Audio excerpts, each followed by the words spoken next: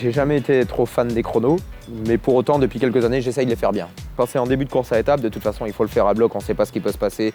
On peut prendre un maillot jaune dans la semaine, si on peut le louper pour 10 secondes si on a fait le chrono moyennement. Mais quand vraiment on fait un contre-la-montre à fond, c'est très mental. Il faut se préparer à souffrir tout seul pendant tant de temps et il y a aussi une reconnaissance du parcours qui est très importante.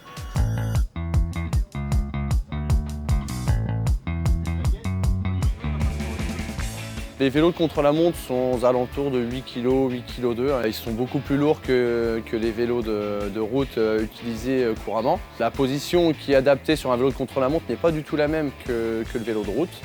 Donc c'est vraiment du spécifique. Les coureurs utilisent très couramment la roue lenticulaire à l'arrière, donc la roue pleine. C'est une roue qui est faite de carbone en deux parties. Donc vous avez deux flasques carbone qui sont assemblées sur la jante. C'est une roue qui est faite vraiment pour aller le plus vite possible. C'est une roue qui est très légère, qui est faite uniquement pour les contre-la-montre. C'est pas du tout le même comportement qu'on demande au vélo.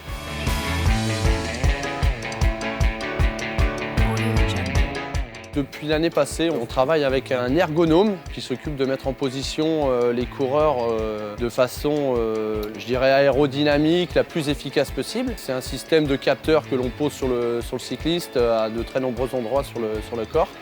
Et donc du coup, avec ça, on arrive à une position optimale. Et vous allez pouvoir nous faire de l'ovation.